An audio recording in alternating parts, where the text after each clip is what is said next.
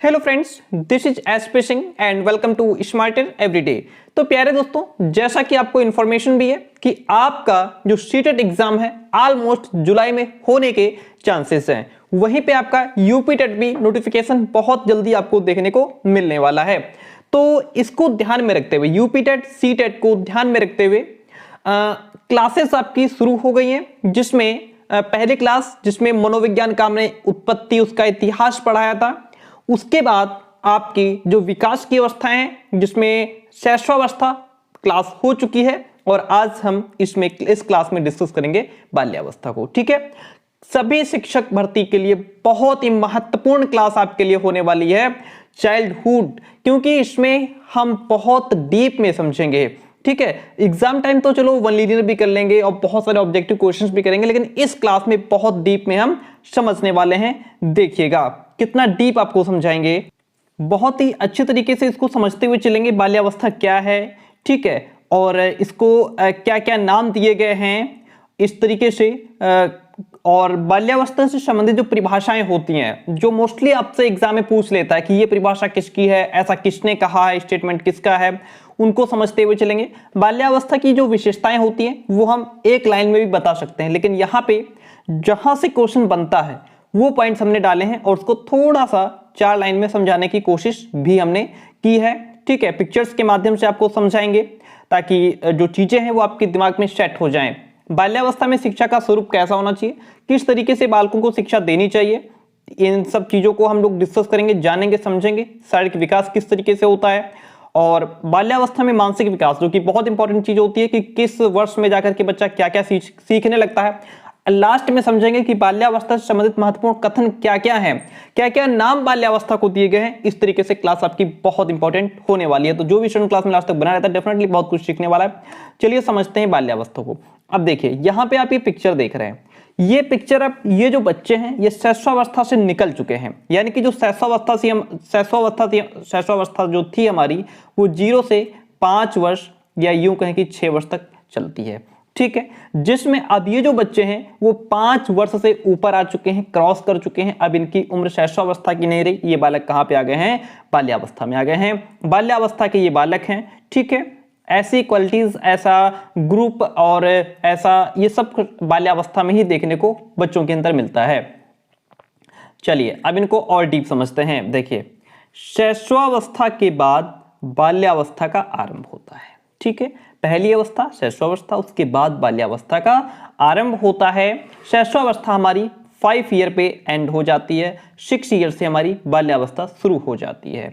ये जो अवस्था है वो 6 से 12 वर्ष तक मानी जाती है, यानी कि 6 से लेकर के 12 वर्ष तक जो बच्चा रहता है वो बाल्यावस्था में रहता है। उसके बाद 13 से लेकर के 18 वर्ष तक जो बालक है वो किशोरावस्था, 13 वर्ष के बाद किशोरावस्था उसमें आनी शुरू हो जाती है।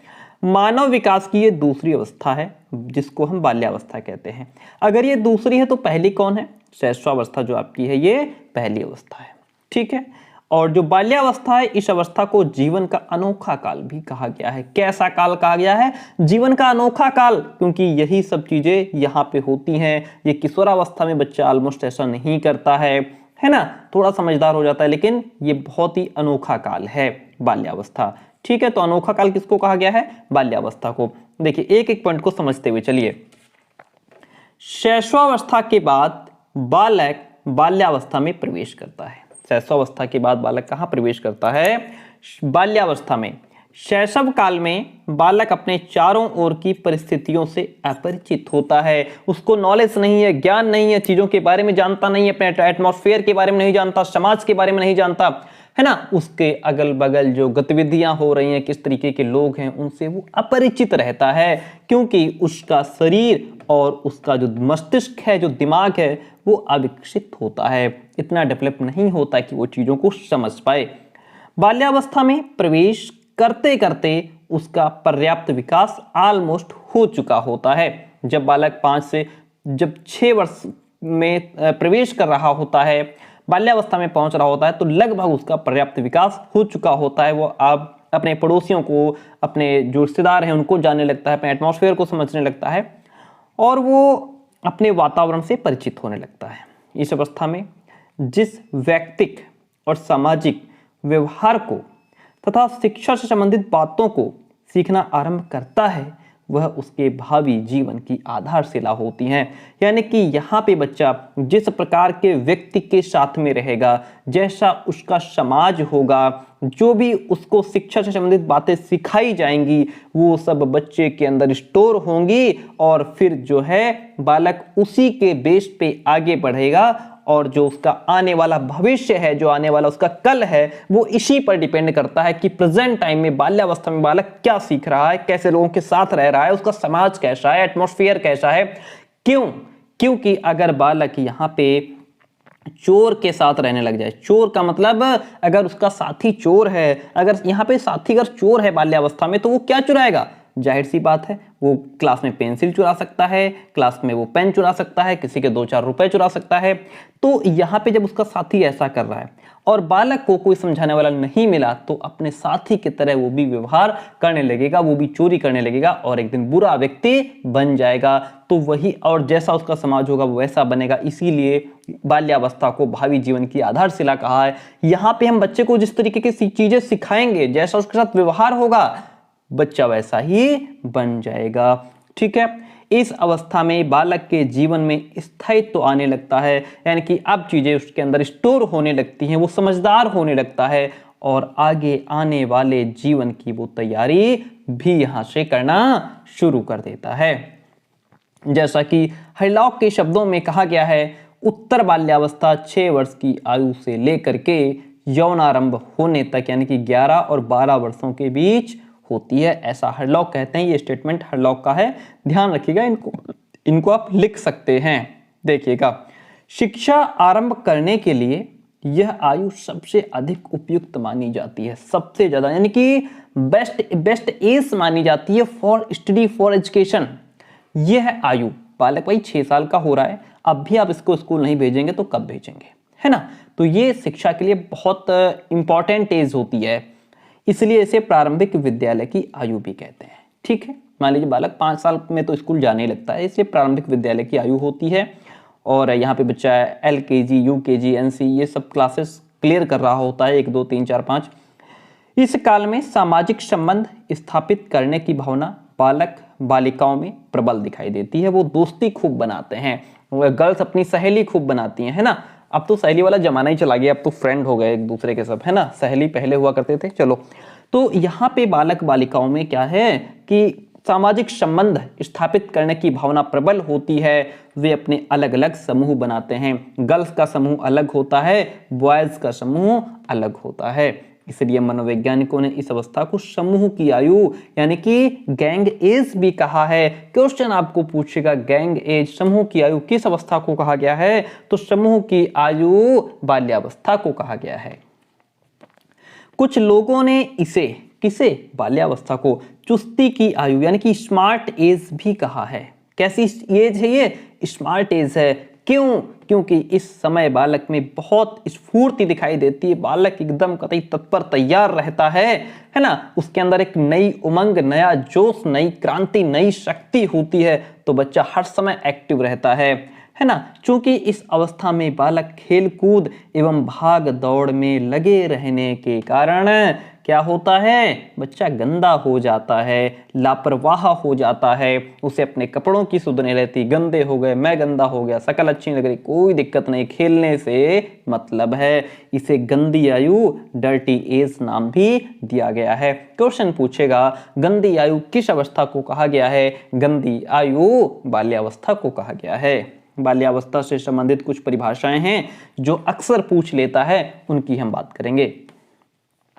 रॉस के अनुसार कहा गया है, क्या कहा गया है? रॉस कहते हैं कि शारीरिक और मानसिक स्थिरता बाल्यावस्था की सबसे महत्वपूर्ण विशेषता है, यानी कि इस अवस्था में बालक के अंदर शारीरिक स्थिरता आ रही होती है, मानसिक रूप से बालक स्थिर हो रहा होता है, चीजें उसके अंदर स्टोर होने लगती हैं। तो ये बहुत इंपॉर्टेंट इसकी एक कैरेक्टरिस्टिक है, ऐसा रॉस कहते हैं। स्ट्रैंग का स्टेटमेंट है, बालक अपने आप को अति विशाल संसार में पाता है। वो पाता है कि ये संसार बहुत बड़ा है और उसके बारे में अति शीघ्र जानकारी भी प्राप्त करना चाहता है।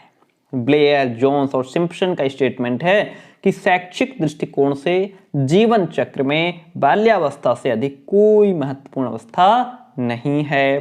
कोल और ब्रूश के अकॉर्डिंग कहा गया है कि वास्तव में माता पिता के लिए बाल विकास की जो इस अवस्था को समझना बहुत कठिन है। वहीं पे कुप्पुस्वामी कहते हैं कि इस अवस्था में बालक में अनेक अनोखे परिवर्तन होते हैं। बालक में अनेक अनोखे परिवर्तन होते हैं। ये किस अवस्था को कहा गया है? बाल्यावस्था को कहा गया है। किसने कहा है? तो कुप्पुस्वामी ने कहा है। बाल्यावस्था व्यक्तित्व निर्माण की अवस्था होती है। यहाँ पे बालक की पर्सनैलिटी डेवलपमेंट हो रही होती है, उसका व्यक्तित्व निखर रहा होता है। बालक में अलग अलग प्रकार की आदतें, उसका व्यवहार, चीजों के प्रति उसकी रुचि, उसका इंटरेस्ट, उसका लगाव, उसकी इच्छाएं जो है वो निर्माण यानी कि क्रिएट हो रही होती हैं, इच्छाएं बढ़ रही होती हैं, है ना। ये सब चीजें उसके अंदर देखने को मिलती हैं। तो ये जो परिभाषाएं हैं वो आप लिख लेंगे, स्क्रीनशॉट भी ले सकते हैं। और जो है कि जो क्लासेस हैं उनका अपडेट लेने के लिए आप टेलीग्राम चैनल भी ज्वाइन कर सकते हैं, लिंक डिस्क्रिप्शन बॉक्स में दिया हुआ है। अब बाल्यावस्था की कुछ प्रमुख विशेषताएं हैं। एक लाइन में अगर बोलें तो बाल्यावस्था में देखिए काम प्रवृत्ति की बहुत कम यानी कह सकते हैं न्यूनता होती है। शारीरिक मानसिक स्थिरता भी होती है, मानसिक योग्यताओं में वृद्धि भी होती है, और भी बहुत सारी चीजें हैं लाइक नैतिक गुणों का विकास होता है, बहिर्मुखी व्यक्तित्व का विकास होता है। चलिए वो वन लाइनर भी बाद में समझा देंगे। सबसे बड़ी विशेषता है शारीरिक और मानसिक विकास में यहाँ पे स्थिरता आ रही होती है बालक के अंदर। चलिए इसको डीप में समझते हैं, इंपॉर्टेंट चीजें। बाल्यावस्था में शारीरिक और मानसिक विकास में स्थिरता आ जाती है। बालक का जो शारीरिक विकास है, जो मानसिक विकास है, उसमें स्थिरता आ जाती है, स्टेबिलिटी आ जाती है। ये जो स्थिरता है वो बालक की शारीरिक और मानसिक शक्तियों को मजबूती प्रदान करती है। देखिए अब तक बालक बढ़ रहा था कि उसके अंदर डेवलपमेंट हो रहा था, ग्रोथ हो रहा था। अब यहाँ पे जो ग्रोथ है वो स्लो हो जाएगी और उसमें मजबूती आने लगेगी। क्या? मजबूती, दृढ़ता आने लगेगी। बालक की चंचलता कुछ खत्म होती दिखाई देती है। बालक अब उतना चंचल नहीं रहता और वयस्कों के समान व्यवहार करने लगता है। क्यों? क्योंकि अब वो धीरे धीरे 10, 11, 12 साल में पहुंच रहा है। 9-10 साल का बच्चा है, धीरे धीरे वयस्कों के समान व्यवहार करने लगता है। रॉस ने बाल्यावस्था को मिथ्या परिपक्वता का काल कहा है। मानसिक योग्यताओं में वृद्धि हो रही होती है, जो उसकी मेंटल एबिलिटी है उसमें ग्रोथ हो रही होती है, क्योंकि बच्चा समझदार हो रहा होता है, चीज़ों के बारे में जान रहा होता है, संसार के बारे में जान रहा होता है। तो जाहिर सी बात है उसकी मानसिक योग्यता में वृद्धि होगी। इस समय बालक की मानसिक योग्यताओं में वृद्धि होती रहती है। संवेदना, प्रत्यक्षीकरण और जो उसकी स्मरण शक्ति है उसका विकास द्रुत गति, बहुत तेज गति से होता है। स्थायी स्मृति में वृद्धि होती है, यानी कि अब जो चीजें हैं वो स्थायी हो जाती हैं उसके अंदर। उसकी जो स्मृति है, जो मेमोरी है, वो मजबूत हो रही होती है। वो जो भी चीजें जान लेगा, समझ लेगा, वो उसको इतनी जल्दी भूलने वाला नहीं है। वस्तुओं के प्रति उसकी रुचि, उसका ध्यान बढ़ने लगता है। अवधान का मतलब ध्यान है। जिज्ञासा की प्रबलता होती है उसके अंदर, वो हर एक चीज को जानने का प्रयास करता है। अब वो ये नहीं कहता कि ये क्या है, अब वो जान गया है कि ये क्या है, लेकिन अब वो ये पूछता है कि ऐसा क्यों है। वो जान गया है कि आकाश में तारे हैं, लेकिन अब वो ये जानना चाहता है कि ये तारे क्यों हैं, है ना। तो जिज्ञासा की प्रबलता होती है। बालक जिन वस्तुओं के संपर्क में आता है उन सब के विषय में जानना चाहता है। इस समय वह ये नहीं पूछता कि ये क्या है। ये तो उसने पूछ लिया शैशवावस्था में, उसने आपसे पूछ लिया शैशवावस्था में कि ये क्या है, आपने कह दिया बेटा ये तारे हैं, वो चंदा मामा है ना। ये तो उसने जान लिया ना इस अवस्था में। लेकिन अब वो आपसे ये नहीं पूछेगा कि ये चंदा मामा है, वो ये पूछेगा कि ये चांद क्यों है, रात में क्यों दिखाई देता है ना, कितना बड़ा है, ये हमसे कितनी दूर है। ऐसी बातें वो आपसे पूछता है। ऐसा क्यों है, ये 15 दिन ही दिखाई क्यों देता है, ऐसे बड़े बड़े क्वेश्चन करेगा। बालक प्रत्येक वस्तु के बारे में कारण जानने का प्रयास करता है, रीजन के पीछे भागता है बच्चा। आत्मनिर्भरता की भावना उसके अंदर आ जाती है। पहले बच्चा क्या था? पर निर्भर था, अब यहाँ पे आत्मनिर्भर बनने वाला है। इस समय शैशवावस्था की भांति बालक शारीरिक एवं दैनिक कार्यों के लिए पराश्रित नहीं रहता। माँ बाप पर वो डिपेंड नहीं रहता। वो अपने कॉपी किताब खुद रखने लगता है, टाइम टेबल के अकॉर्डिंग रखने लगता है कि आज कौन सी ड्रेस पहननी है, है ना। और आज कौन सा पीरियड क्या पढ़ना है, सैटरडे है तो गेम पीरियड होगा या मान लीजिए जीके होगा, जो भी चीज़ें हैं इस हिसाब से वो अपना टाइम टेबल खुद सेट कर लेता है। वो अपने व्यक्तिगत कार्य जैसे नहाने का काम है, पहले मम्मी नहलाती थी, है ना, और धोने का काम है, कपड़े पहनने का, स्कूल जाने की तैयारी है, पहले पेरेंट्स करते थे, अब बच्चा खुद कर लेता है, बच्चा आत्मनिर्भर हो गया है। रचनात्मक कार्य में बहुत उसको मजा आता है, बालक को रचनात्मक कार्यों में विशेष आनंद मिलता है, जैसे कि बगीचे में काम करना। अगर बगीचा आपके यहाँ है उसमें बच्चों को ले जाओ, खूब उनको मजा आएगा काम करने में, खूब पौधे लगाएंगे, मिट्टी जो है मिट्टी में खेलना भी अच्छा लगता है लगभग।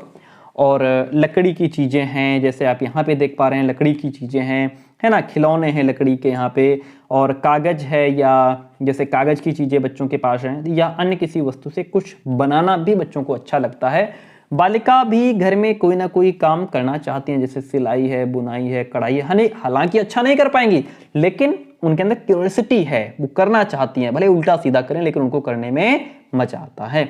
ठीक है, तो ये सब काम यहाँ पे बच्चे को करने में अच्छा लगता है, ये रचनात्मक काम होते हैं। यहाँ पे बच्चों के अंदर संग्रह प्रवृत्ति का विकास होता है, यानी कि ये बच्चा अब यहाँ पे चीज़ों को कलेक्ट करना सीख जाता है, अपनी चीज़ों को एक जगह स्टोर करना सीख जाता है, और घर वालों से छिपाना भी जान जाता है। रचनात्मक प्रकृति के साथ साथ संग्रह यानी कि कलेक्शन, इकट्ठा करने की प्रवृत्ति भी उसके अंदर आ जाती है, जागृत होती है। बालक विशेष रूप से जो पुरानी चीज़ें हैं, पुराने स्टैंप हैं, पुरानी गोलियां हैं, कंचे हैं, है ना, बचपन में हम आप लोगों ने भी खेले होंगे जो लोग गांव में रहते होंगे, और जो खिलौने हैं, मशीनों के छोटे छोटे पुर्जे हैं, है ना, और पत्थर के टुकड़े हैं लाइक दिस। और बालिकाएं जो हैं वो विशेष रूप से खिलौने लाइक डॉल, गुड़िया है, कपड़े के टुकड़े हैं, इन सब चीज़ों को कलेक्ट करके रखती हैं, है ना। गुड़िया कलेक्ट कर, गुड़िया जैसे है उसको कपड़े पहनाना, गुड़िया के डॉल के कपड़े कहाँ हैं, ये सब चीज़ें वो कलेक्ट करके रखती है कि मेरे गुड़िया के कपड़े हैं, है ना, आज गुड़िया ये पहनेगी, आज ये पहनेगी। इन सब चीज़ों के ये सब चीज़ें बच्चों के अंदर हो रही होती हैं और डेवलप होती हैं, और संग्रह प्रवृत्ति का विकास बच्चों के अंदर आ जाता है, चीज़ें कलेक्ट करना। बाल्यावस्था में शिक्षा का स्वरूप कैसा होना चाहिए, यानी कि बाल्यावस्था में बच्चों को किस प्रकार की शिक्षा देनी चाहिए, किस विधि से देनी चाहिए, है ना, और इन सब बातों पर हम चर्चा करेंगे। देखिए बाल्यावस्था में शिक्षा का स्वरूप क्या है।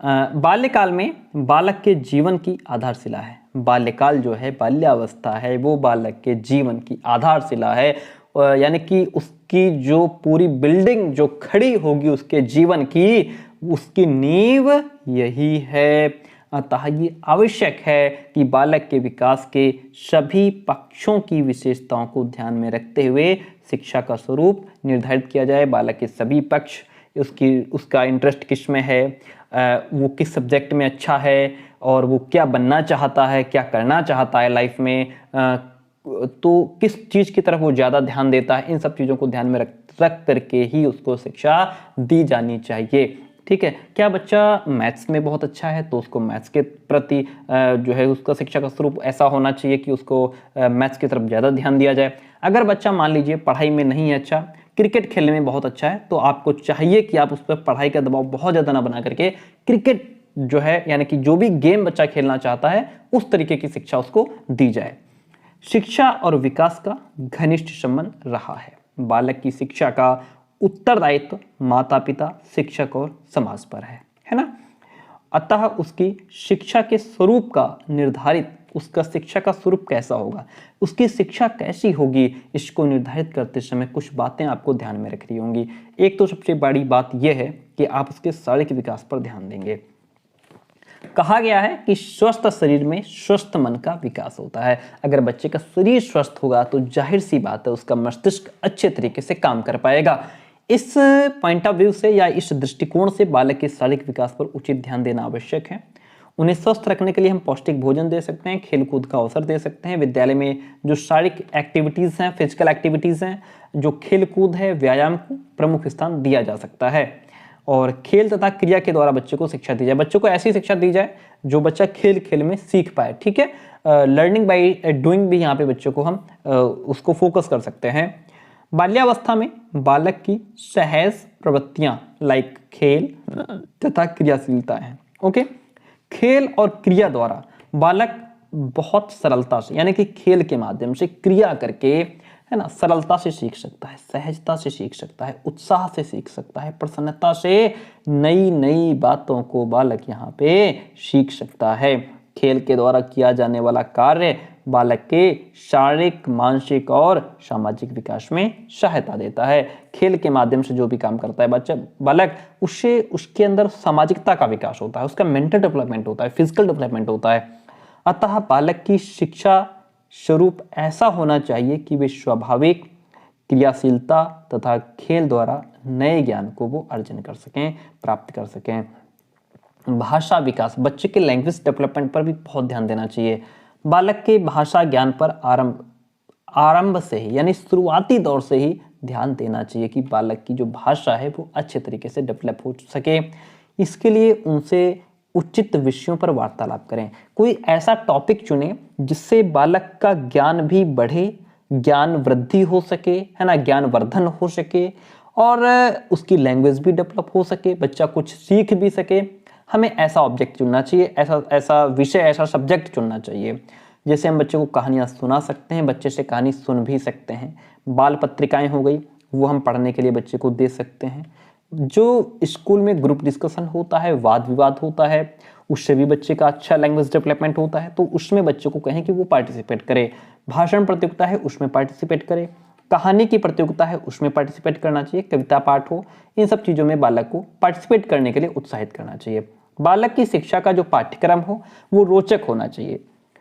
बालकों के पाठ्यक्रम में ऐसे विषयों का समावेश करना चाहिए जो बालक की रुचि एवं आवश्यकताओं के अनुकूल हो तथा जीवन से संबंधित होना चाहिए, है ना भाई। अगर पाठ्यक्रम, अगर सिलेबस ही इंटरेस्टेड नहीं है, अगर बालक पढ़ने में उसको मजा नहीं आ रहा है तो वो नहीं पढ़ेगा। इसलिए ऐसा पाठ्यक्रम, ऐसा सिलेबस चुनिए कि बच्चे को पढ़ने में आनंद आए, मजा आए, वो इंटरेस्ट लेकर के पढ़े। शिक्षण विधि ऐसी अपनानी चाहिए जिससे बच्चा खुश होकर के पढ़े। बाल्यावस्था में शिक्षण विधि रुचिकर हो और क्रिया और खेल के सिद्धांत पर आधारित होनी चाहिए। खेल खेल में सिखाओ, क्रिया करके बच्चा सीख पाए। बालक की रुचि के अनुसार शिक्षण विधि में आवश्यकता के अनुसार परिवर्तन भी किया जा सकता है कि बालक अगर इस विधि से नहीं सीख रहा है, वो इंटरेस्ट नहीं ले रहा है, तो हम अपने टीचिंग मेथड में कुछ बदलाव भी करें। ठीक है। सामाजिक गुणों का विकास देखिएगा, बाल्यावस्था में परिवार के बाद विशेष रूप से बालक का जो सामाजिकरण, सोशलाइजेशन है, वो विद्यालय में ही होता है। एक दूसरे के साथ सहयोग करना, मित्रता, भ्रातृत्व, भाईचारे की भावना कहाँ से सीखता है बालक? विद्यालय से ही तो सीखता है। इसलिए शिक्षक का कर्तव्य है कि वह कक्षा, विद्यालय और खेल के मैदान में ऐसा वातावरण उपस्थित करें जिससे बालक का स्वस्थ सामाजिक विकास हो सके। विद्यालय में ऐसी क्रियाओं का आयोजन होना चाहिए जिनमें भाग लेकर बालक में अनुशासन, आत्मसंयम, उत्तरदायित्व, आज्ञाकारिता, विनय, सहयोग, सहानुभूति, एक दूसरे के साथ कॉम्पिटिशन आदि सामाजिक गुणों का विकास हो सके। बालक को नैतिक शिक्षा देनी चाहिए। समाज के नैतिक मूल्यों, मान्यताओं और नियमों का ज्ञान देने के लिए नियमित रूप से नैतिक शिक्षा की व्यवस्था भी होनी चाहिए। तो ये हम समझ रहे थे बालक में जो है कि शिक्षा का स्वरूप कैसा होना चाहिए, बालक को कैसी शिक्षा दी जानी चाहिए। ठीक है। अब हम आगे बात करेंगे बालक के शारीरिक विकास की और फिर बात करेंगे मानसिक विकास की। शारीरिक विकास इतना इंपॉर्टेंट नहीं है, तो हम बात करेंगे पहले मानसिक विकास की। ठीक है, चलिए मानसिक विकास को समझते हैं बहुत अच्छे तरीके से। मेंटल डेवलपमेंट ड्यूरिंग चाइल्डहुड, बाल्यावस्था में मेंटल डेवलपमेंट किस तरीके से होता है इसको समझिएगा। बाल्यावस्था में शारीरिक विकास की भांति मानसिक क्रियाओं और शक्तियों का भी विकास होता है। मानसिक विकास का तात्पर्य समझने, स्मरण करने, कोई चीज़ याद करने, उस पर विचार करने, समस्या समाधान करने, कोई भी प्रॉब्लम है उसको सॉल्यूशन कैसे करना है, सॉल्व कैसे करना है, ध्यान लगाने की शक्ति, अपना माइंड कैसे कंसंट्रेट करना है, प्रत्यक्ष ज्ञान और संकल्पना, कॉन्सेप्ट्स, रुचि, जिज्ञासा, निर्णय, चिंतन, ये सब क्या है? ये मानसिक विकास के अंतर्गत ही आता है। जब आपका मेंटल डेवलपमेंट होगा तो फिर आप चीज़ों को याद रख पाएंगे, चीज़ों को समझ पाएंगे, आप विचार कर पाएंगे, किसी प्रॉब्लम को सॉल्व कर पाएंगे, अपने माइंड को कंसंट्रेट कर पाएंगे, है ना। ये कब होगा? जब बालक के अंदर मेंटल डेवलपमेंट होगा। जन्म के बाद वर्षायु यानी कि क्रोनोलॉजिकल एज जिसको कहते हैं, इसके साथ मानसिक आयु भी बढ़ती। जैसे जैसे बालक की वर्ष की आयु बढ़ेगी, मानसिक आयु भी उसकी बढ़ती चली जाएगी। क्रो एंड क्रो कहते हैं कि जब बालक लगभग 6 वर्ष का हो जाता है तब उसकी मानसिक योग्यताओं का लगभग पूर्ण विकास हो जाता है। कौन कहते हैं ऐसा? ऐसा क्रो एंड क्रो कहते हैं। अब यहाँ पे बालक जब छठे वर्ष में होता है तो उसका मानसिक विकास कितना होता है, 7वें में कितना होता है, 8वें में कितना होता है, इसको समझते हैं। देखिएगा, बालक सरल प्रश्नों में उत्तर दे सकता है छठे साल में, ठीक है। जो सरल सरल प्रश्न अगर आप बच्चे से पूछते हैं तो बालक उनका आंसर आसानी से दे सकता है। बिना रुके 15 तक गिनती लगभग सुना देता है। जिन बच्चों को याद होती है वो इससे ज़्यादा भी सुना देते हैं लगभग। अब तो 6 साल का बच्चा, जो अच्छे बच्चे हैं, वो 100 तक भी गिनती उनको आती है। आजकल के 2 बच्चे बहुत एक्स्ट्रा हैं। समाचार पत्र हो गए, पत्रिकाओं में जो बने चित्र होते हैं उनके नाम भी बालक आसानी से बता सकता है। जब बच्चा 7 साल का हो जाता है तो छोटी मोटी अगर घटना उसने कहीं पर कुछ देख लिया है तो वो आकर के उसको टूटा फूटा वर्णन कर सकता है, यानी कि इतना समझा देगा आपको कि आप बात समझ जाएंगे उसकी। भले वो पूरा एक तरीके से एक सीक्वेंस में आपको ना समझा पाए पूरी घटना, लेकिन थोड़ा बहुत बता देगा तो आप उसका जो है कि कॉमन सेंस लगा सकते हैं, है ना। विभिन्न पहलुओं में समानता और अंतर बता सकता है। संयुक्त और जटिल वाक्यों का प्रयोग कर सकता है। 5 से 6 अंकों की संख्या को वो दोहरा भी सकता है। इतना बालक 7वें वर्ष में उसका मेंटल डेवलपमेंट हो चुका होता है। 17 से 18 शब्दों के वाक्यों का दोहराना, छोटी कहानियों, कविताओं को याद करके सुना भी देता है बालक 8 साल का। और कहानी से संबंधित जो प्रश्न होते हैं उनके उत्तर देने की योग्यता भी बालक के अंदर आ जाती है, ठीक है। जब बालक 9 साल का हो रहा होता है तो 9 साल का बालक समय, दिन, तारीख, वर्ष आदि बताने लगता है। आज कौन सा दिन है, कौन सी तारीख है, क्या समय है, कौन सा वर्ष है, रुपए पैसे भी 9 साल का बच्चा गिन लेता है। जब बच्चा 10 साल का हो रहा होता है तो 3 से 4 मिनट में 60 से 70 शब्द वो कह सकता है 10 साल का बच्चा। और दैनिक जीवन की जो नियमित दिनचर्या है उसका ज्ञान उसको भली भांति हो जाता है। अपने खुद के काम वो स्वयं भी कर लेता है। 11वें वर्ष में जब बच्चा पहुंचता है तो इस आयु में आने तक बालक में तर्क, जिज्ञासा, निरीक्षण शक्ति का विकास हो जाता है। वो तर्क करने लगता है, क्यूरियोसिटी उसके अंदर आ जाती है ना।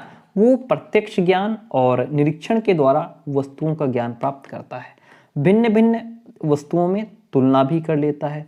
कठिन शब्दों की वो व्याख्या भी करना सीख जाता है। एक भाई बच्चा भी 11 साल का है। जब बच्चा 12वें साल में पहुंचता है, ये बाल्यावस्था का आखिरी वर्ष है। इसके बाद जो 13वें साल लगेगी वहां से बच्चा किशोरावस्था में पहुंच जाएगा। 12वें वर्ष में जब बच्चा पहुंचेगा तो इस आयु में वो अलग अलग परिस्थितियां, जो सर्कमस्टांसेस होती हैं, उनकी वास्तविकता को जानने का प्रयास करता है कि what is the reality behind this matter. जो भी मैटर है इसके पीछे क्या रियलिटी है, क्या वास्तविकता है, इसको जानने का प्रयास करता है। 12 साल का बच्चा है, क्योंकि उसमें तर्क और समस्या समाधान करने की शक्ति का विकास हो जाता है। विवेक में बुद्धि होने के कारण दूसरे बालकों को वो सलाह भी दे सकता है। विभिन्न आयु में बालकों के उपयुक्त गुण, ये जितने भी गुणों पर बताए गए हैं, ये दिखाई देते हैं जो कि मानसिक विकास से संबंधित हैं। तो ये हमने समझा कि बालक में किस तरीके से मानसिक विकास होता है। अब हम आगे बात करते हैं। बाल्यावस्था से संबंधित कुछ महत्वपूर्ण स्टेटमेंट हैं जो आपसे एग्जाम में पूछ लेता है। ये अक्सर पूछे गए हैं एग्जाम में, ठीक है, कि जो है जीवन का अनोखा काल किसने कहा है, किस अवस्था को कहा है, मूर्त चिंतन की अवस्था किस अवस्था को कहा गया है, इन सब चीजों से रिलेटेड क्वेश्चन पूछ लेता है। तो आप इनको ध्यान रखिएगा। जीवन का अनोखा काल किस अवस्था को कहा गया है? बाल्यावस्था को कहा गया है। किसने कहा है? कॉल और ब्रूस ने कहा है। मिथ्या परिपक्वता का काल किस अवस्था को कहा गया है? बाल्यावस्था को। कहने वाले कौन है? रॉस हैं, ठीक है। जीवन का निर्माणकारी काल किस अवस्था को कहते हैं? बाल्यावस्था को। कहा किसने है? सिगमंड फ्रॉइड ने कहा है। प्रतिद्वंदात्मक समाजीकरण का काल किलपैट्रिक कहते हैं कि जो बाल्यावस्था है वो प्रतिद्वंदात्मक समाजीकरण का काल है। खेल में बच्चा मस्त रहने के कारण अपने ऊपर ध्यान नहीं देता, है ना, खेलने में बहुत मस्त रहता है, तो खेल की आयु यानी कि गेम एज भी बाल्यावस्था को कहा गया है। मूर्त चिंतन की अवस्था बाल्यावस्था को कहा गया है। शैक्षिक दृष्टि से महत्वपूर्ण काल है, यानी कि शिक्षा की दृष्टि से बहुत महत्वपूर्ण काल है। इस स्टेज में बच्चा बहुत अच्छी तरीके से सीखता है, सीखने का महत्वपूर्ण काल है ये बाल्यावस्था। और वैचारिक क्रिया की अवस्था है गंदी आयु, यानी कि खेल में बिजी रहने के कारण अपने ऊपर ध्यान नहीं देता, है ना, और मिट्टी में भी सम जाता है तो गंदा सा रहता है, कपड़ों पर ध्यान नहीं देता, इसलिए इसको गंदी डर्टी एज भी कहते हैं।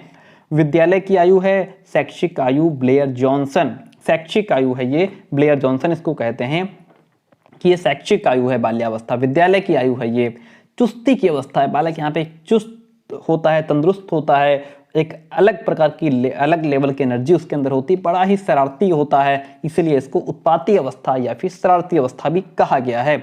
सृजनात्मक क्रियाओं के प्रारंभ की अवस्था भी इसको कहते हैं। भाषा विकास की बहुत तीव्र गति से भाषा विकास हो रहा होता है, इसलिए इसको भाषा विकास की तीव्र गति अवस्था भी कहते हैं। तो प्यारे दोस्तों, कैसे रही क्लास जरूर बताइएगा। बहुत आसान भाषा में समझाने का प्रयास किया है।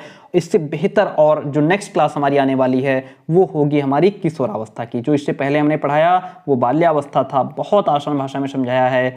बाल्यावस्था, किशोर, शैशवावस्था पढ़ा दिया, बाल्यावस्था पढ़ा दिया। नेक्स्ट क्लास हमारी होगी किशोरावस्था की। ठीक है, क्लास कैसे रही कमेंट जरूर कीजिएगा। थैंक यू सो मच, मिलते हैं बहुत जल्दी नेक्स्ट क्लास में।